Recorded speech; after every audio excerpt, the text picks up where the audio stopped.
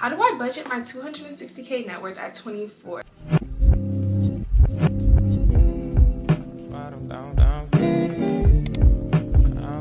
Hi guys, welcome back to my channel. If you're new here, I'm Kayla, a girl in her 20s just trying to figure it out, and I'm doing so by sharing a lot of my business with you guys.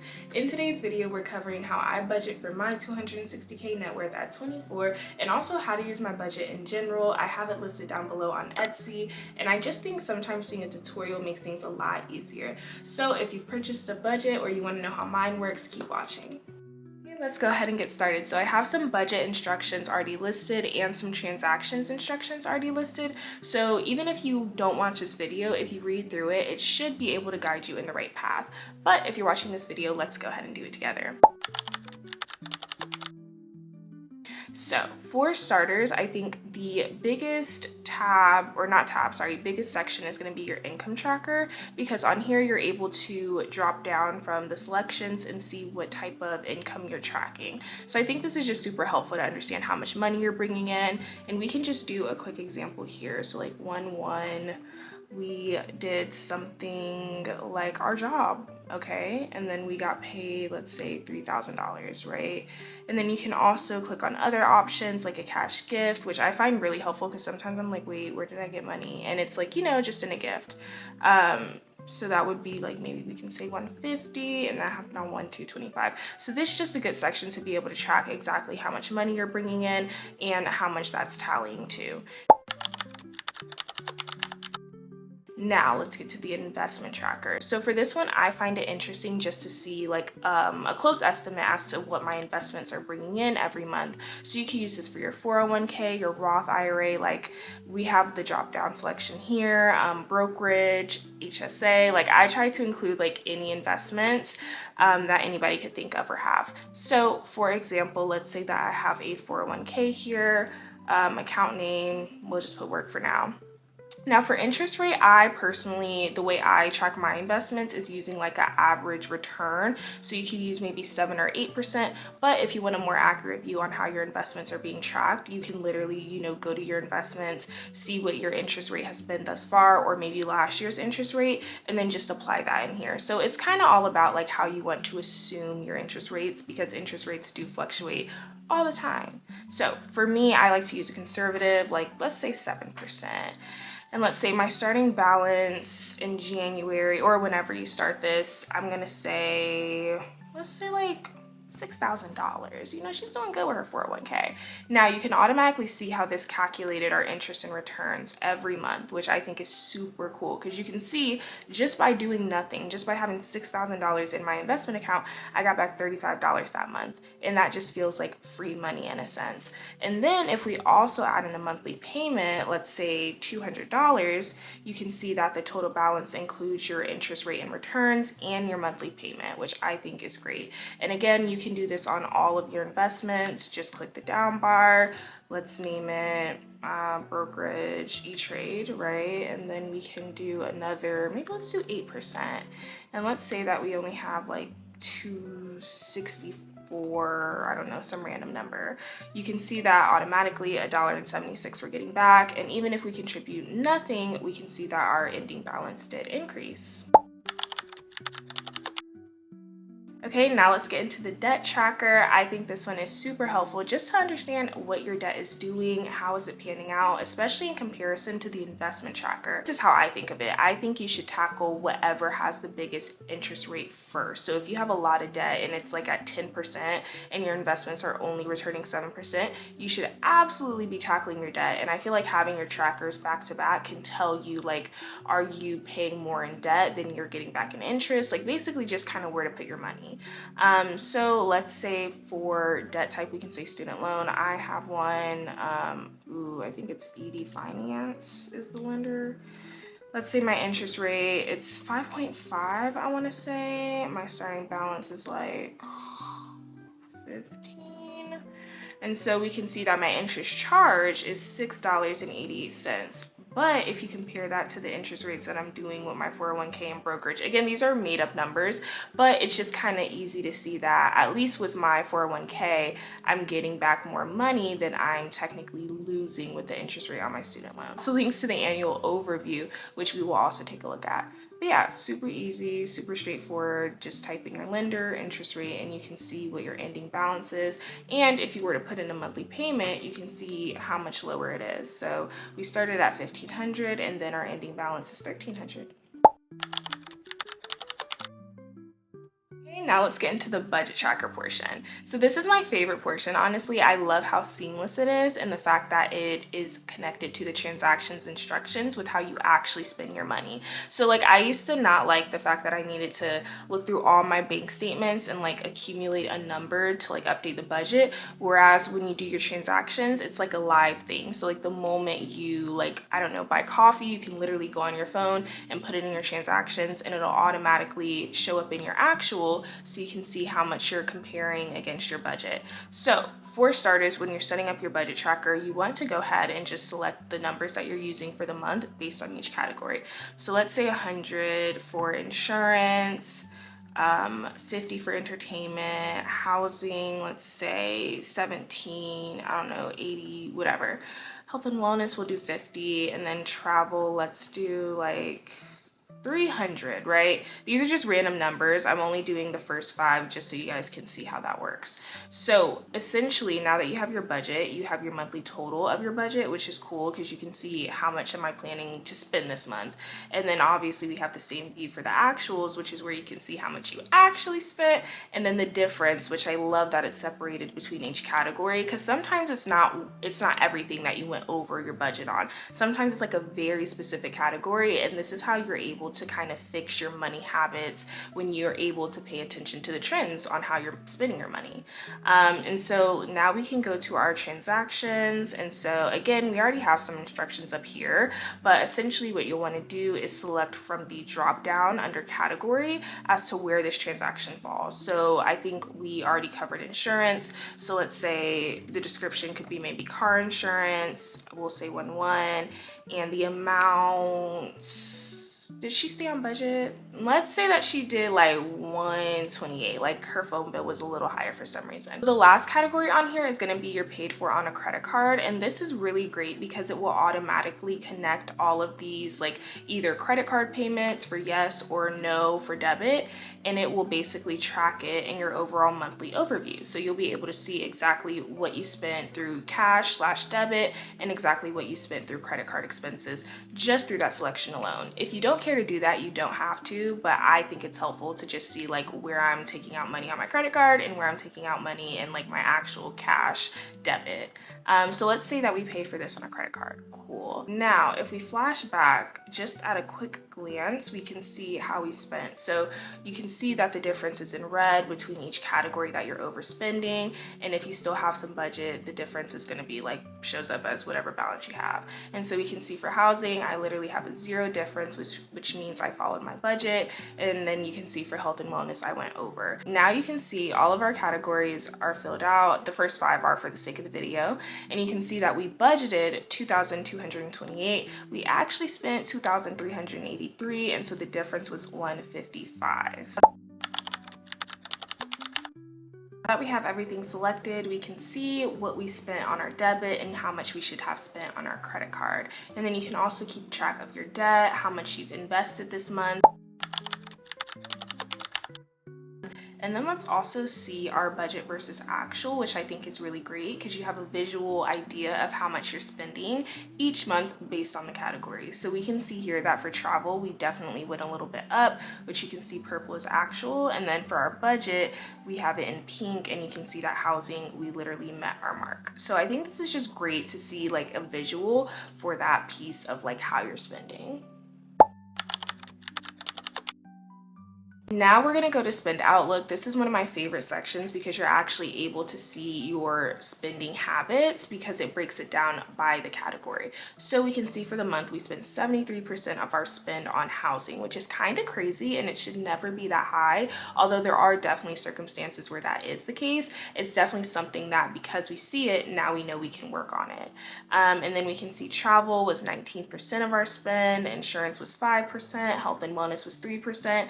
And as as you populate all of your budget versus actual, this will just continue to fill out. So you can see down below we have our legend based on the colors, and it tells you exactly which categories are what colors, and it will also pop up in the actual like wording, so you'll be able to see it there as well. Okay, now we're gonna move on to the savings and sinking fund tracker, and this is actually one of my favorite parts of the budget as well, because you're able to see where your money's going and how you want to use it. So we'll take an example and you will select from the savings fund, and there's plenty of options here. I felt like it was really important to have a multitude of, just reasons that you are saving, because there are so many reasons to save. And so I'm gonna say we'll use the emergency fund, and let's say that it's Goldman Sachs Marcus. Let's say, I don't know, interest rate probably for high yield savings is like 3% there. Starting balance, we'll do 1,200. And you can see just from our money just being in a high yield savings account, you're getting back $3, which again, it's just free money. And if you think about it, that's like, I would say a Dunkin' Donuts drink, but I don't drink coffee, and I feel like it's more than $3. But, it's close. 2 months of that, and we got some free coffee. I'm tired of this, Grandpa! That's too damn bad! but the point here really is just to encourage you to invest and save and see exactly what that looks like with your money, because I feel like sometimes it's like a black hole and it's like, what's happening there? But now you're able to have it broken out very clearly. So let's say that we made $100 as a monthly payment. You'll see that your ending balance is now $1,303 and you started with $1,200. So you can do this for multiple accounts: transportation, travel, family and kids, medical and health. Like, there's so many reasons to save, like I said before, and this is kind of just a good area for where you can see it all. And then also there's a savings outlook, so you can see how those accounts are tracking in terms of a visual representation. So kind of like your spend outlook, but savings version. So let's take another example, and let's say that we're doing a celebration and gifts. I actually love this like sinking fund because I use one personally, and it's really helpful for Christmas gifts by the end of the year. So let's say that the interest rate, we'll just do 3% again. Let's say that we're starting with like $200. Interest paid is 50 cents. Okay, cool, that's right. Monthly payment is going to be, let's say we're putting 50 in there. And I can see that our savings outlook, 16% of that is made up of our gift sinking fund. So I think it's just cool to see like where your goals are, how much is going into what, and then you have a better breakdown by looking at your savings and fund tracker to see what your ending balance is and what your starting balance is. So super cool. Now let's get into our cash balance and our credit card balance. So for this one, it's pretty straightforward, honestly. You don't have to use this part. I thought it would just be helpful for people that really do want to track their nitty gritty and like really get into the details of their money, which is the person I am. So let's say that we have an account, USAA. Again, this is like our January starting point, but you can start this whenever. Let's say our starting balance is going to be like $70. We did 50 withdrawals once we look at our transactions. How many deposits? Let's say that we got paid $150 because we did a gift, cash gift over here. So you can see that our ending balance should be $170 if we're including the withdrawals and the deposits. So I think this is just, again, a good way to track the nitty gritty of your money. It's super easy to just go into your like debit accounts and look at how many withdrawals you had that month and how many deposits you had that month, and just making sure that your ending balance tallies out to how you're tracking it. And it's the same thing with a credit card. You can select maybe like an Amex. Your starting balance was, let's say, 0 because you paid it off in full for the month, but our charges is like $387, and our payments that we gave them was also $387. So you can see your ending balance on your Amex should be 0. Again, perfect for the nitty-gritty people. Not everybody wants to do that, and that's okay. I think the best part of a budget is picking and choosing which parts fit with you. Now let's move on to the February budget because I want to show you guys how everything is kind of linked in between each tab, especially when it comes to saving, investing, and debt, because I think that's a really cool point. So for your investment tracker, it's actually going to take your starting balance, which is your previous month's ending balance. And I think this is just really great because it's super seamless and you don't have to keep doing the redundant copy and pasting. So you can see that in January, our ending investment for our 401k was $6,235. And then you can see in our February budget, that is going to be our starting balance. And this is continuous through the rest of the budget for all of the months. So you never have to touch your starting balance. Now for interest rate, you will have to update this. And I did this because I know sometimes interest rates fluctuate. And I think it's also good to sometimes run like an analysis. Like let's say if the S&P is actually tracking towards, I don't know, a 9% return, but you've been using a conservative 7%, you can kind of change that every month depending on what your view you want to take from your finances is. And so let's say that the interest rate, we can just use previous month 7%, and then we can see that our interest in return is 36.37, and our ending balance, even with no monthly payment, is 271. And so again, that ending balance will be March's starting balance. Now we can get into the debt tracker, and it's the same thing. We're pulling our starting balance of January's ending balance, and that is going to be February's starting balance. And then same thing, we can fill out our interest rate of 5.5 because maybe it stayed the same, and you can see with no monthly payment it did increase just a little bit. And now budget tracker, I've already explained that in January, so we'll skip over that.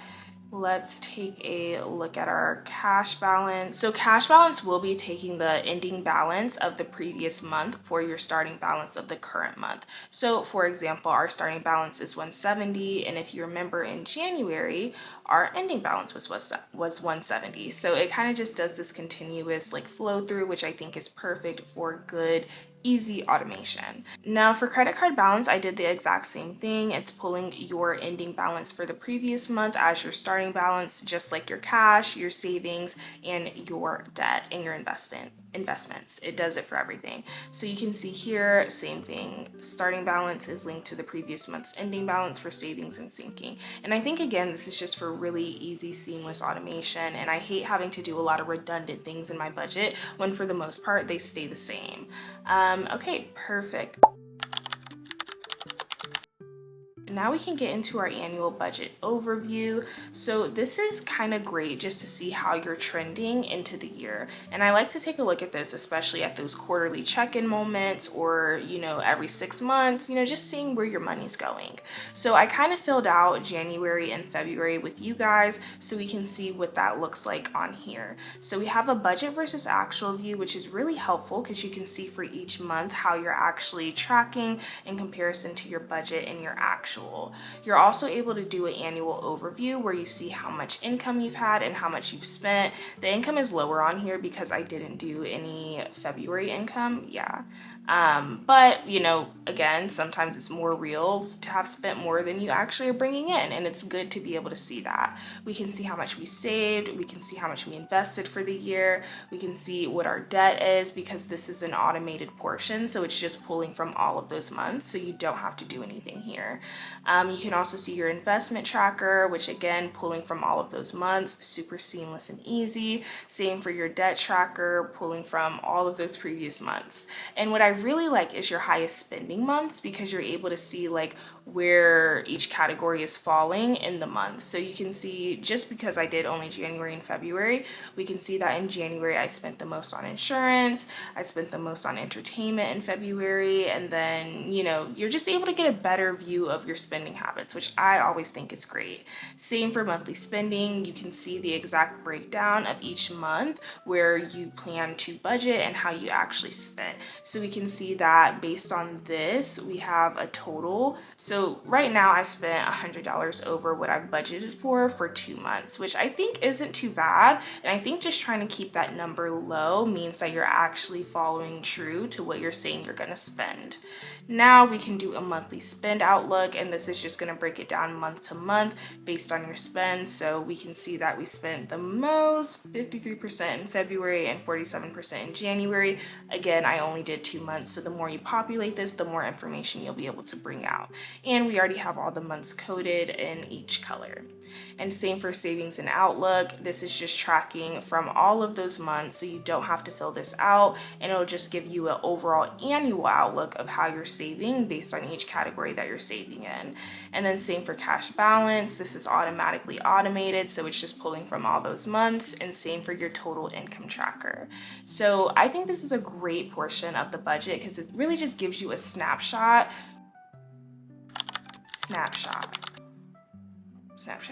Sorry. It really just gives you a snapshot as to how you're spending and what you're spending your money on. And I think I personally love it because it's just so seamless and easy. Like, you don't have to fill anything out. It's already automated. That's my favorite portion of it. But yeah, I hope this was super helpful for you guys. I hope you were able to get all the information that you needed. If you have any questions or you want to dig into something, just let me know. You can message me on here or on Etsy. I'm always responding, and I want this to be just super helpful for people that are not only starting their finance journey, but people that are already in it and just kind of want to work on it a little bit more. I think everybody could benefit from this. I certainly have, and I've put a lot of work into it being easy, automated, and seamless for everybody's use. So yeah, let me know how you like it. Thank you for purchasing if you've already purchased, and thank you for thinking about it if you're considering it. All right, I'll see you guys in my next video.